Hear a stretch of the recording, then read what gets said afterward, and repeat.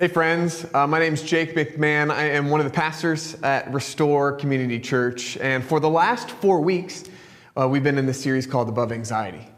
And we've spent some time diving into Scripture, learning what tools that we can pull out of the Bible to help us live not necessarily without anxiety, but above our anxiety. And today, I believe, may be one of the most impactful weeks of this entire series because we get the privilege to hear from my good friend Lauren Savage as she shares her journey of anxiety, how she not only navigated that as a mom, but as a Christ follower. She's going to share her story in 2 parts, both of which are actually about 8 minutes in length. And I would encourage you to lean in, to listen, and to learn as we experience Lauren's story together.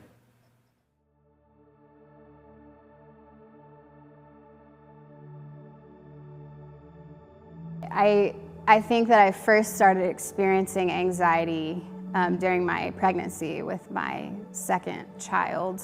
But at the time, I didn't realize it was anxiety.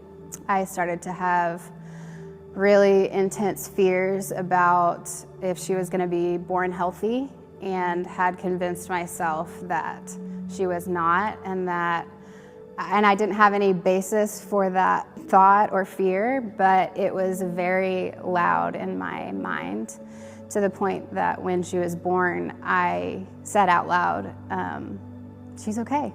Like, she's perfect and healthy, and I was surprised.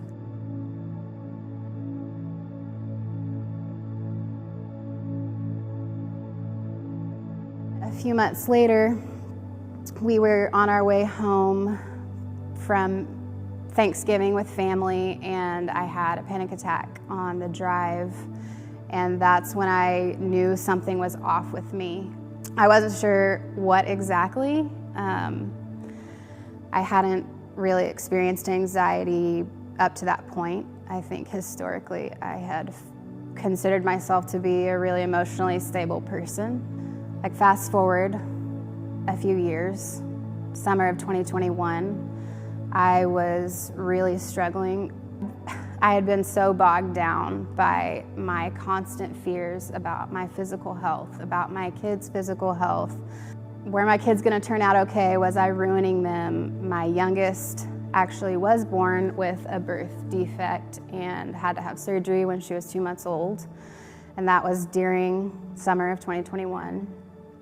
And I just felt like, if this is how my life is, if this is how I have to live inside my head, then I don't think I want to live anymore.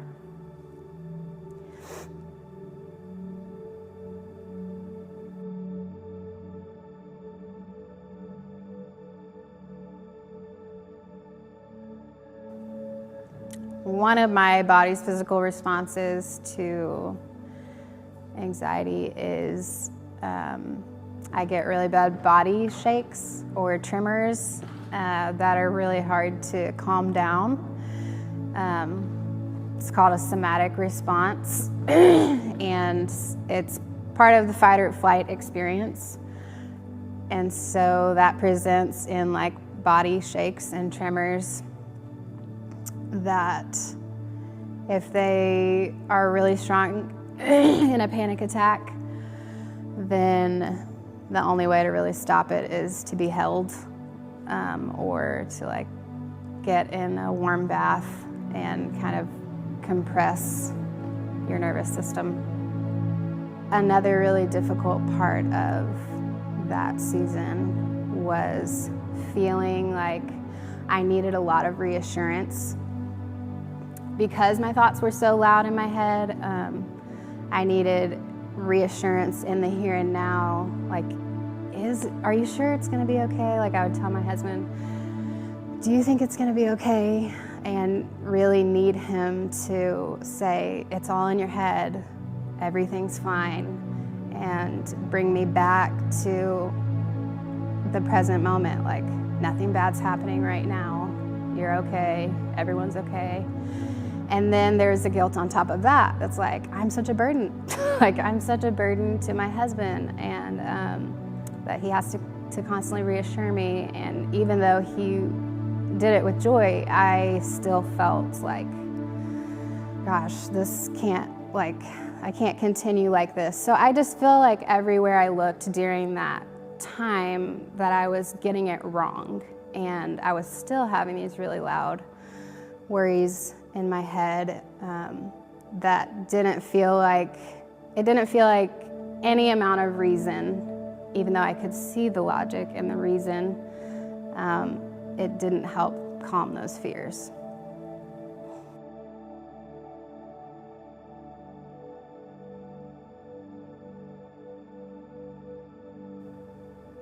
I just felt so guilty all the time.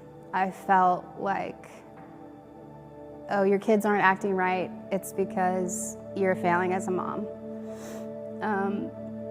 If they turn out to reject Christ or live lifestyles that reject Christ as an adult, then it's because you're messing up right now. And I think I just felt this need to constantly critique myself and felt responsible for anything bad that could possibly happen in the future. So any worries that I had, any anxieties that I experienced about, I had these really intense fears of dying and leaving my kids without a mom, or intense fears of my kids dying and leaving me. How when I would get into the spirals of anxiety and fearful thoughts, I would be thinking to myself, like, why can't I just trust God? Like, am I just not a good enough Christian? Like, do I not love Him enough to, like, overcome this fear and know that He really has my best in mind?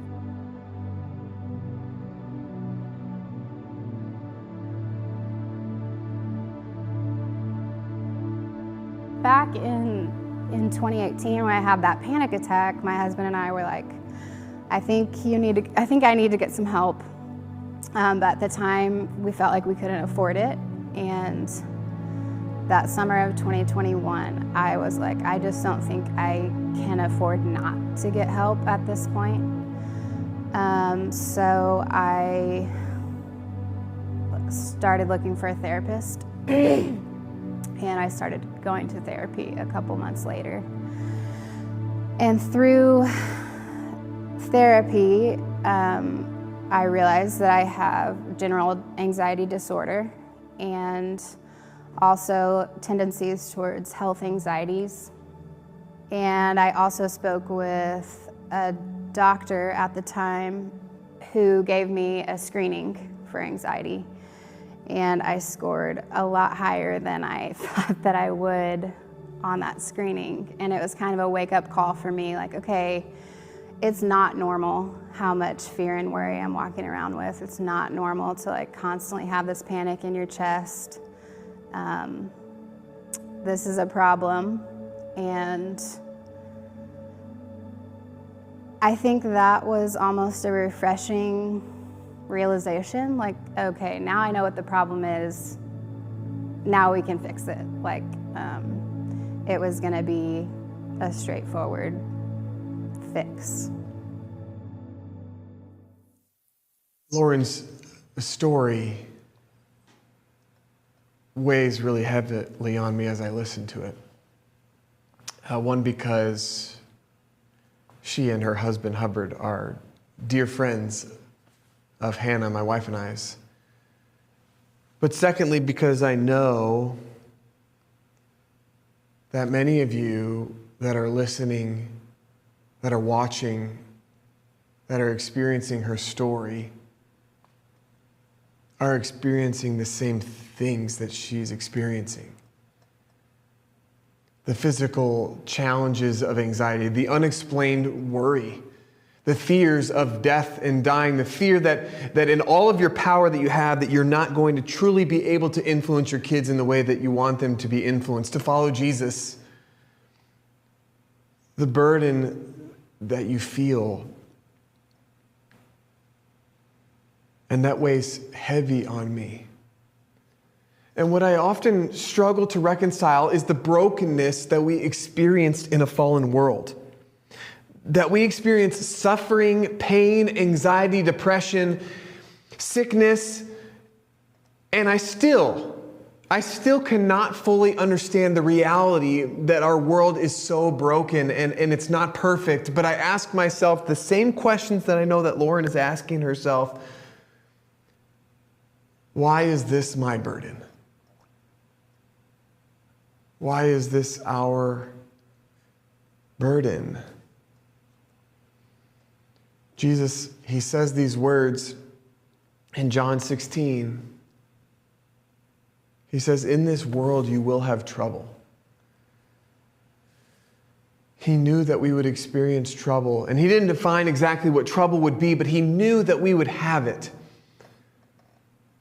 But he also knew that we would have the ability to navigate a world filled with anxiety, filled with suffering, and filled with pain. And what is so incredibly beautiful about Lauren's story is that she experiences the hope that is a relationship with Jesus, a hope that can be given to so many of us.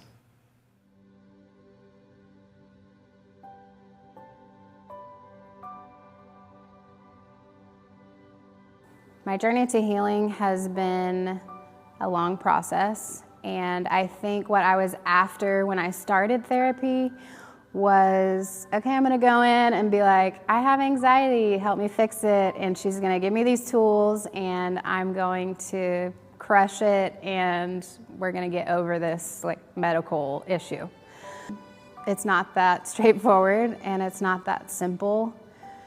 I think anxiety is something I'm always going to deal with, and I can't tell you how many times I've asked my therapist, so you said that something could have unlocked this for you. How do I get it back?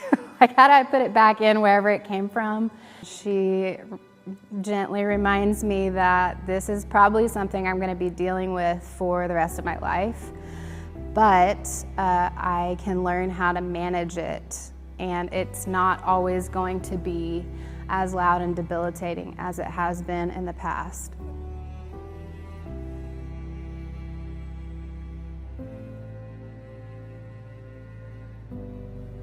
I think that we have a lot of stigma in our faith communities about mental health. And it's this shame that we live under, and that's just continued to be passed down. If you're experiencing a mental illness, it's because of hidden sin, or it's because you're just not doing enough. You just don't love God enough. If you were really reading your Bible, then you would see all this evidence of God's trustworthiness. And so maybe you're just not doing well in that area. I went to If Gathering in 2021. I was invited by a friend. I had never heard of If Gathering before, but she was like, it's a women's conference. You should come. You might have fun being with other moms. You might make some new friends. So I decided to go, and it was the first time that I had ever seen believers talk about anxiety and depression in a way that wasn't shameful. It was this is a disorder. This is something that you're experiencing. It doesn't mean that you don't love God. It doesn't mean that you lack faith. It's a problem, and it's okay that you have it. During If Gathering conference, an artist named Bethany Bernard she sang a song. She wrote the album in response to a death, her experience with depression, and OCD. The song that she sang at If Gathering was about how when we are in the midst of pain and suffering, that God is not far, and not only is he not far, but he comes, and the lyrics are, you come, you sit with me, you grieve with me, and I see tears on your face. And thinking about the empathy from Jesus felt really different than what I had been experiencing in Christian communities that I was part of.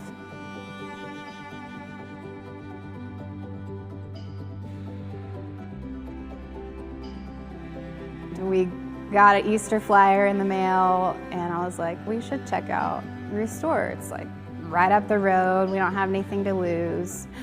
I think Restore has been a huge blessing from the Lord in my life and the life of my family. It was a surprise. I didn't expect to go and find community. Restore has been a place where I have felt accepted by the community and not like, you're doing it wrong, like, oh, you have these problems, it must be X, Y, and Z. It's like, oh, you struggle with anxiety? Like, tell me more about that. And that alone has been healing for me. And even in my own small group, being able to say, oh, when my second was this age, I had a panic attack because I was really concerned about her physical health.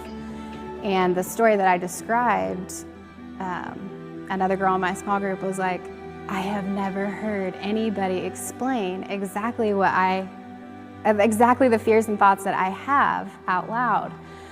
And I think it's beautiful that God can use other people in our communities to just help us not feel as alone. And if I would have had somebody, anybody that I knew who was close to me,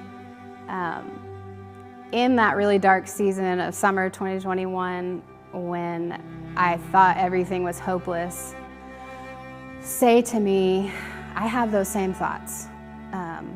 It's gonna be okay. If I would have had that, I can't imagine how comforting it would have been to me during that time. One thing that I have learned through therapy is a way that I kind of calm that somatic response that my body has to anxiety, is singing. And there's studies out there that talk about how singing and humming, the vibrations massage your vagus nerve, which is in your central nervous system. But song has been a way for me to really connect with my body in moments of anxiety. Being able to be part of the worship team at Restore has also been a huge part of my healing journey. I've made friends. I have felt a part of the team from day one.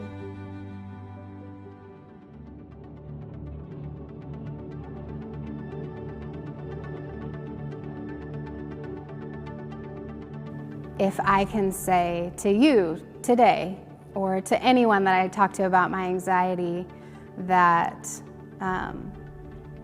Jesus is good, and the fact that I can still live a full life with joy, in obedience to Christ in the midst of struggling with anxiety, also puts His glory on display.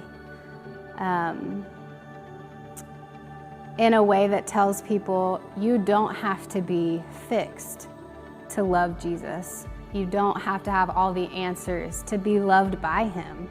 He is with you, and He wants to be. It's not even, He hopes you get a little better as you go along. It's just, He wants to be in the suck with you. He wants to have all of your pain and have all of your questions, and He's sitting there with empathy. I know this is hard, and it's nothing that I haven't been through before. That's how I want to be in the midst of my anxiety. I want to say, this is loud, this is scary, I don't like it, I would rather have something else, but I'm choosing to pick up this brokenness and limp over to Jesus and trust that He is meeting me there with all the love and open arms. And that's what I want to bet my life on. What if this anxiety is a way to show people that I could be saying, oh look, God healed me from this anxiety, isn't He amazing? But what if I could say, in the midst of my pain, in the midst of my suffering, isn't He amazing? Like, isn't He good? And point people to the goodness of Jesus, even in the midst of a struggle with anxiety. Lauren's story it's so beautiful, it's so raw, it's so real, and I am deeply inspired by her journey. And I want to tell you why. Because despite a season of crippling and debilitating anxiety, she did not walk away. She didn't walk away from her kids. She didn't walk away from her husband. She didn't walk away from her life. And she did not walk away from Jesus. And there's this incredibly beautiful image that she shares in her story that I think is so true to how we should understand Jesus to be. This overwhelming level of empathy where we are limping over towards Jesus in our pain and in our suffering and in our anxiety. And we sit down next to Him. And He says this. He looks over at our face. And He says, in this world you will have trouble. But take heart. I, Jesus, have overcome the world. In this world, Jake, in this world, Lauren, in this world, you will have trouble, but take heart, I have overcome the world. And then He leans over to me, He leans over to you, and He says, come to me. You seem weary, you seem burdened, and I will give you rest. Take my yoke upon you and learn from me. For I am gentle and humble in heart, and you will find rest for your souls. For my yoke is easy, and my burden is light. It's this beautiful image of Jesus' compassion, His willingness to take the burdens from us, this image of oxen yoked, connected together, where we're not wearing it ourselves, but He wears it with us.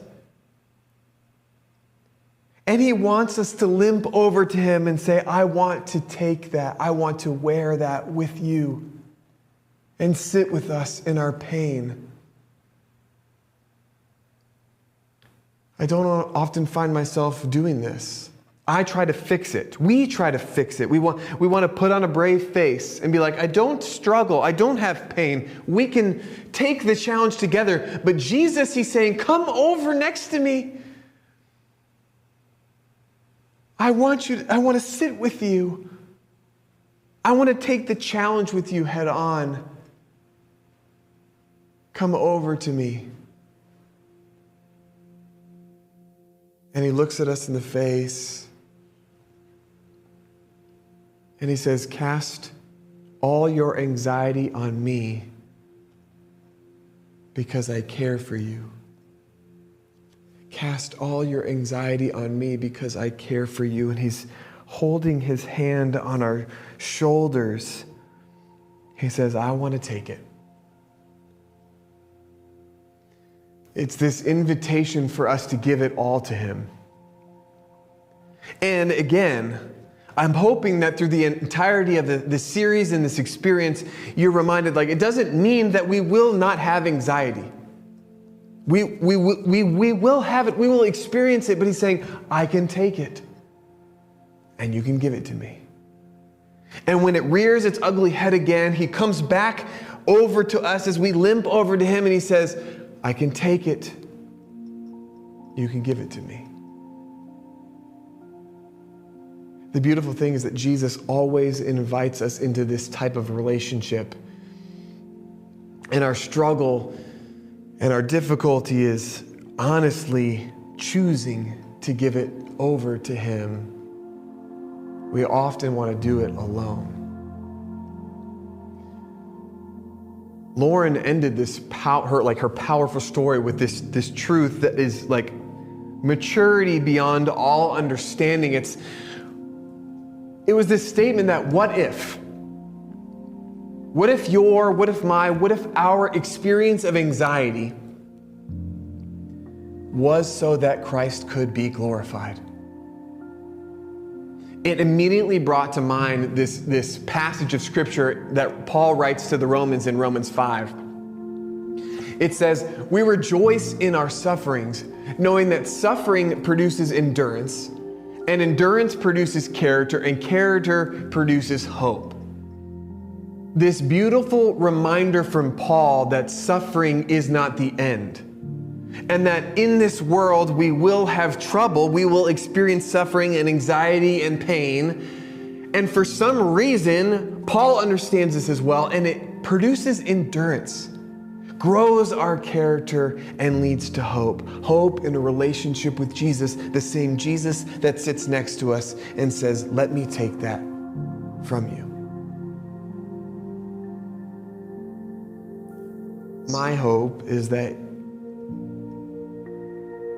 you practice that you give it to Jesus. There were two other things in Lauren's story that I feel like she used in her pursuit of healing and her pursuit of Jesus.